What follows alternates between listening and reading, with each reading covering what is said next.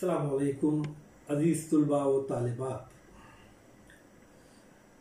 इससे पहले के वीडियो में हमने नफ्सियाती तनकीद या तनकीद का वो दबिस्तान जिसमें इल्म व अदब का जायज़ा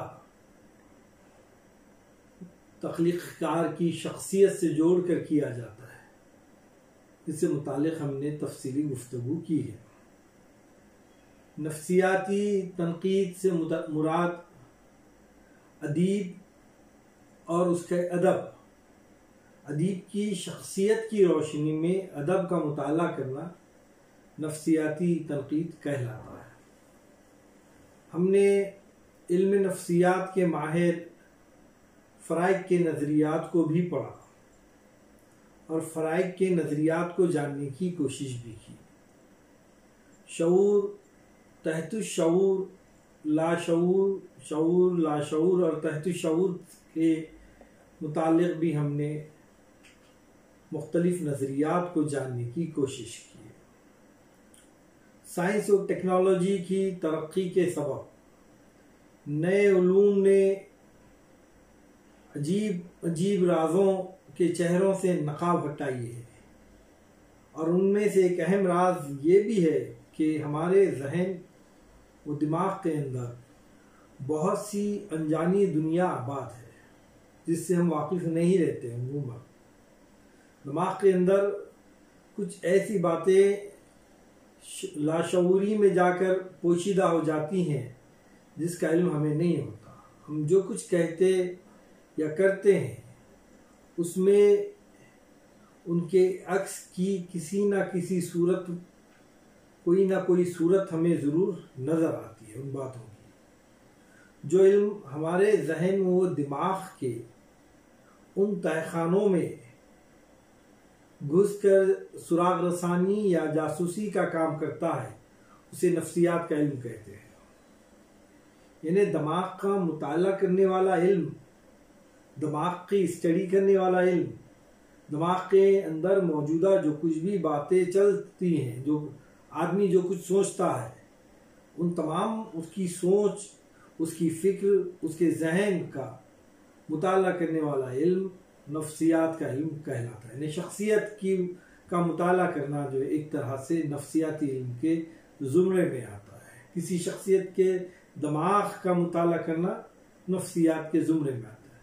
ये इल्म उन बातों से सरोकार रखता है कि इंसान किस तरह सोचता है, किस तरह महसूस करता है और किस मौके पर उसके क्या जज्बात होते हैं। इल्म नफ्सियात के माहिरीन उल्मा में 3 नामों को सबसे ज़्यादा अहमियत हासिल है। इल्म नफ्सियात के माहिरीन में कौन है वो 3 नाम? अभी मैंने एक नाम का तस्करा आपके सामने किया है, वो नाम है फ्राइड का, दूसरा नाम एगलर का और तीसरा नाम योंग का। इत्तेफाक से एगलर और योंग फ्राइड के शागिर्द कहलाते हैं।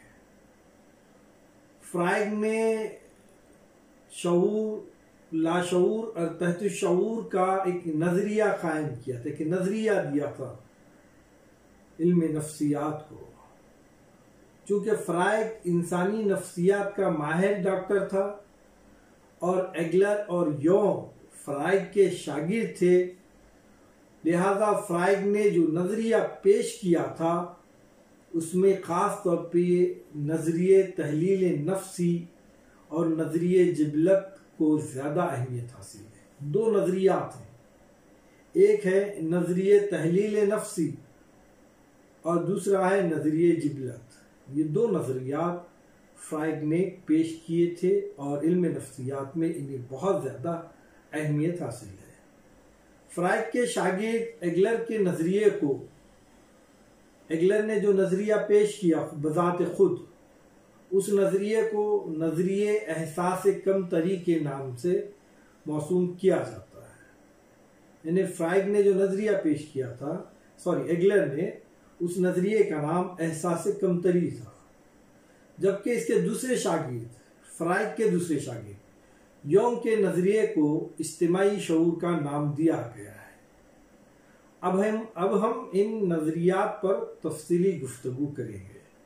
सबसे पहले हम तहलील नफ्सी किसे कहते हैं, तहलील नफ्सी के क्या मायने हैं, फ्राइड ने तहलील नफ्सी में अपने किन ख्यालात का इजहार किया है, ये तमाम बातों का जायज़ा इंशाअल्लाह हम लेंगे। फ्राइड दरअसल तहलील नफ्सी के नज़रिए का मौजिद है, यानी तहलील नफ्सी का नज़रिया फ्राइड ने पेश किया था। तहलील नफ्सी का मतलब है जहन के तह में, तहलील तह, जहन के तह में छुपी हुई बातों का पता लगाना। वो बातें जो जहन में छुप गई हैं, इंसान को बातें याद नहीं है, उसकी लाशऊर में वो बातें गुमशुदा हो गई हैं, उन गुमशुदा बातों का पता लगाना तहलील नफ्सी कहलाता है। ये एक इल्म है जिसके जरिए इंसानी जहन वो दिमाग के पेच व खम का मुताला किया जाता है। तहलील नफ्सी एक जदीद नफ्सियाती इल्म है, एक मॉडर्न साइकोलॉजिकल नॉलेज है। जैसा कि इसके नाम से जाहिर होता है कि दिमागी तज्जिया और न्यूरोसियस के इलाज का नाम है, दिमागी तज्जिए का नाम है। तहलील नफ्सी दिमागी तज्जिया, दिमाग का तज्जिया करने का नाम है। फ्राइड ने सबसे पहले 1881 में 1881 में हिस्टेरिया, एक किस्म की बीमारी है हिस्टेरिया की, जहनी बीमारी होती है वो, तो उस बीमारी का इलाज किया था। हिस्टेरिया की एक बीमार औरत उसके पास आई थी, तो फ्राइड ने उसका इलाज तहलील नफ्सी के ज़रिए शुरू किया, यानी उसके दिमाग का मुताला किया, उसके पेच व खम का मुताला किया कि इसको हिस्टेरियाई जो फील्ड्स आते हैं, झटके आते हैं, वो क्यों आते हैं, क्या सबब है कि वो बात को, कौन सी बात को स्ट्रेस लेती है, किस बात का, उस स्ट्रेस को जानने की कोशिश की, दिमाग के पेच व खम को उसने जानने की कोशिश की, और इसी का नाम तहलील नफ्सी है। और यही तहलील नफ्सी के ज़रिए से फ्राइड ने इलाज शुरू किया था। बाद में जैसे जैसे इसका इल्म लोगों में बढ़ता गया, तहलील नफ्सी का इल्म लोगों में जिस तरह मशहूर हुआ, इस इल्म का दायरा वसी होता गया, लोग इससे वाकिफ होते गए, अदब और अदीब के बारे में भी इन्हीं तरीक़ों को इस्तेमाल किए जाने लगा।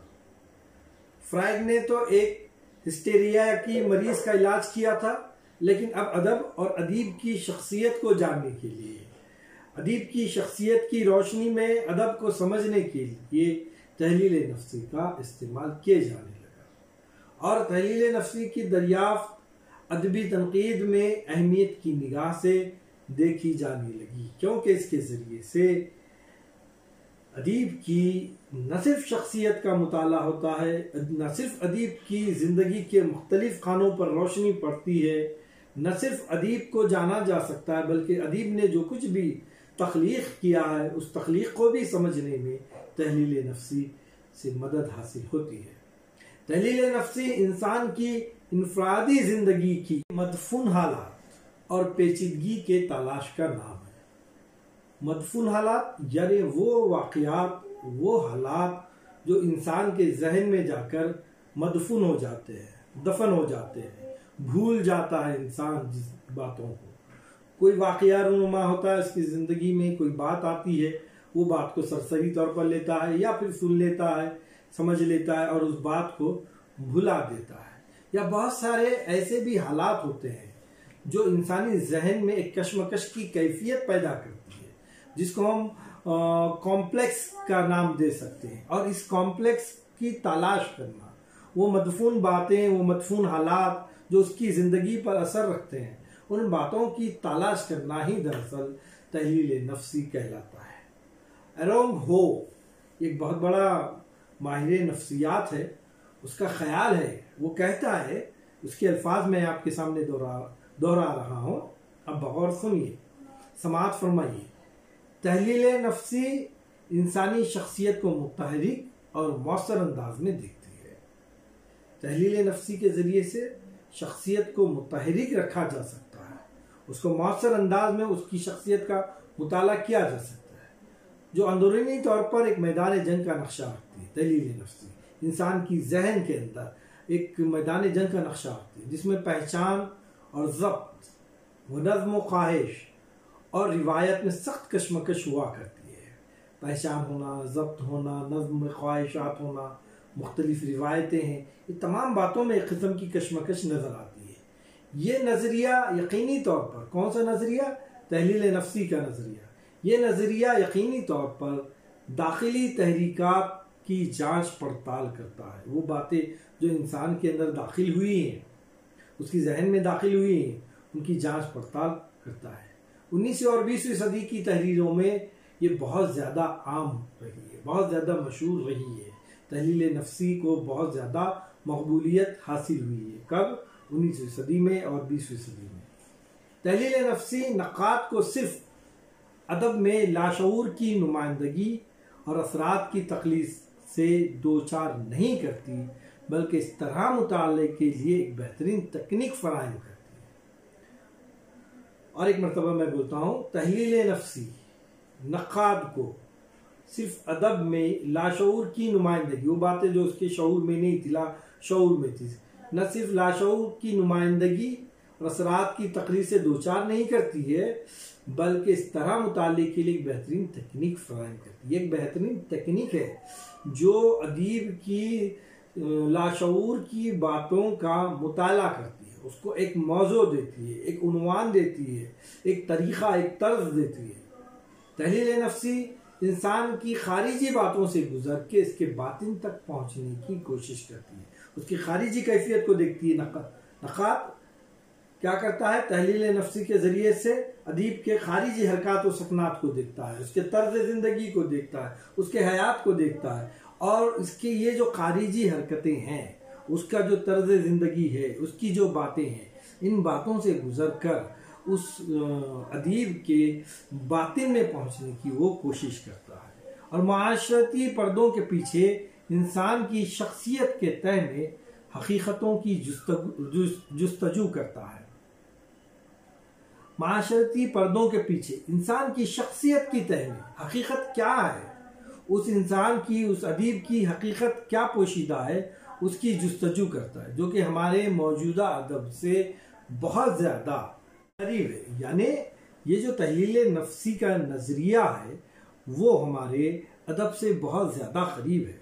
हम इससे फ़ायदा ये होता है कि अदब का जायज़ा लेने से कबल, अदब को समझने से कबल, या अदीब ने जो नज़रिया कायम किया है, या जो कुछ भी तख्लीक पेश की है अदीब ने, शायर ने, अदीब ने जो कुछ भी अपना फ़न पेश किया है, उसको समझने में तहलील नफ्सी बहुत ज़्यादा किरदार अदा करता है। इसलिए तहलील नफ्सी हमारे मौजूदा अदब से बहुत ज़्यादा करीब है, उसका बहुत ज़्यादा बेनिफिट, बहुत ज़्यादा फ़ायदा हमारे अदब को हासिल है।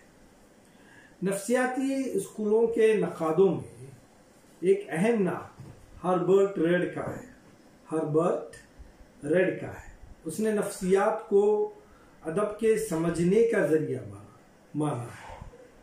यानी अदब के ज़रिए से, नफ्सियात के ज़रिए से अदब को समझा जा सकता है। अदब क्यों तख्लीक़ किया गया है, अदब की तख्लीक़ के क्या वजूहात हैं, ये अदब कैसा है, अदब वाक़ई अदब है नहीं है, इन सब को समझने में नफ्सियात एक अहम किरदार अदा कर सकता है या अदा करता है, ऐसा जो है मानना हर्बर्ट रेड का है।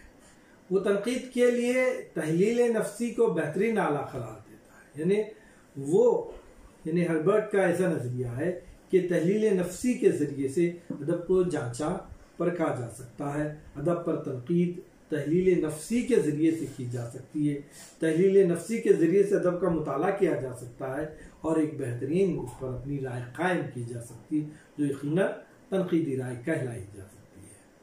उसका ख्याल है कि तहलील नफ्सी अदबी नक़ाद के कई मसाइल को हल कर सकती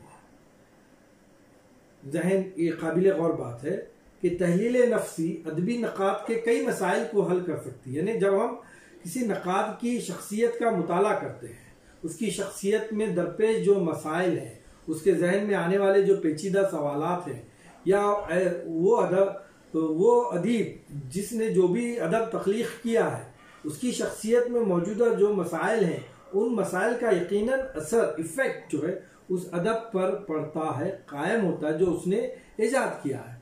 जब हम उस शख्सियत का मुताला करते हैं तो उसकी जहन में मौजूद जो कॉम्प्लेक्सेस हैं, जो जहनी मसाइल हैं, जो सवालात हैं, जो उसकी शख्सियत में जो आने वाले मसाइल हैं उनको हम हल कर सकते हैं, जिससे एक बेहतरीन अदब तख्लीक पा सकता है। क्योंकि ये जहन के उन तारीक पहलुओं पर रोशनी डालती है। कौन? तहलील नफ्सी, जो अब तक किसी अदबी नक़ाद की निगाह में नहीं थे। दिगर अदबी नक़ाद जो हैं शख्सियत का मुताला नहीं करते हैं, लेकिन तहलील नफ्सी के ज़रिए से जहन का मुताला किया जाता है और जहन में मौजूद मसाइल को हल किया जा सकता है। एक सेहतमंद जहन एक सेहतमंद अदब की तख्लीक कर सकता है। फ़राइद के नज़र तहलील नफ्सी ने ये बात साबित कर दी है कि इंसान की शख्सियत के अज्जा जिनसी ख्वाहिश से तरतीब पाते हैं। फ्राइड का ख्याल है कि इंसान बचपन से अपनी जिनसी ख्वाहिशात को दबाता रहता है। ये अच्छा है, ये बुरा है, ये बुरा है, ये अच्छा नहीं है, ये ऐसा है, समाज क्या बोलता है, कि समाज क्या सोचता है, ऐसी जो बातें उसके जहन में आती है वो बातों को, वो ख्वाहिशात को, वो जिनसी ख्वाहिशात को वो अपने जहन में दबाते रहता है, जो कि लाशऊर में जमा होती रहती है। यानी अदीब के ख्याल में बचपन से आने वाले वो जिनसी ख्वाहिशात जिसका इजहार वो ज़माने के सामने नहीं कर सकता, उसको वो अपने लाशऊर में जमा करते रहता है। शऊर, लाशऊर और तहत शऊर के मुतालिक फ्राइड नज़रिए की वजाहत हमने की है। इस नज़रिए के मुताबिक बच्चा सबसे पहले माँ और बाप की मोहब्बत में गिरफ्तार रहता है, जिसको फ्राइड ने ओडिपस कॉम्प्लेक्स यानी माँ बाप के इश्क में गिरफ्तार होना ओडिपस कॉम्प्लेक्स कहलाता है और इलेक्ट्रा कॉम्प्लेक्स, और इसको इलेक्ट्रा कॉम्प्लेक्स का नाम दिया गया। बच्चा अपनी ज़ात को अपने माँ बाप के रूप देने का कोशिश करता है, माँ बाप की वो नकलें उतारता है, माँ बाप की तरह वो हरकत करने जाता है। बाप अगर कोई अच्छी हरकतें करता है तो यकीनन बच्चा भी अच्छी हरकतें करता है। बाप अगर कोई गलत हरकत करता है तो बच्चा उस हरकत को देखकर उसका तासुर लेता है और वैसी ही हरकत करता है। हाँ, बच्ची माँ को हासिल करने की कोशिश करती है। ओडिपस कॉम्प्लेक्स उलझन बच्चे से ही बेटे की तरफ माँ की रग़बत और उसकी गैर मामूली मोहब्बत को जाहिर करती है। इसी तरह इलेक्ट्रा कॉम्प्लेक्स बेटी की बाप के तरफ रग़बत का नाम। ये दोनों इस्तिलाहाती यूनानी देवमाला से ली गई है। ओडिपस और इलेक्ट्रा, ये जो इस्तिलाहात हैं ये यूनानी देवमाला से ली गई हैं, जो यूनान के दो मशहूर अलमिया ड्रामों से माखूज है, अलमिया ड्रामों से ली गई है। इलेक्ट्रा की किस्म यूरिपेडिस और ओडिपस की किस्म सोफोक्लेस के ड्रामों में हमें मिलती है। सोफोक्लेस एक बहुत बड़ा ड्रामा निगार था, उसकी ड्रामों में ये जो है इस्तिलाहात हमें मिलती हैं। ये थी वो बातें जो फ्राइड के नज़र तहलील नफ्सी के बारे में रोशनी डालती। उसके साथ साथ ओडिपस कॉम्प्लेक्स में बच्चे का माँ से मोहब्बत करना और इलेक्ट्रो कॉम्प्लेक्स में माँ बेटी का बाप से मोहब्बत करना और उसकी नकलें उतारना और माँ को हासिल करने की कोशिश करना, बाप को हासिल करने की कोशिश करना, ये जो इस्तिलाहातें हैं इससे मुताल्लिक़ बातें थी। अब अदब में वाज़े तौर पे इन उलझनों की क्या क्या मिसालें नज़र आती हैं वो इंशाल्लाह हम दूसरे वीडियो में देखेंगे। आज के लिए इतना काफ़ी है। बहुत बहुत शुक्रिया।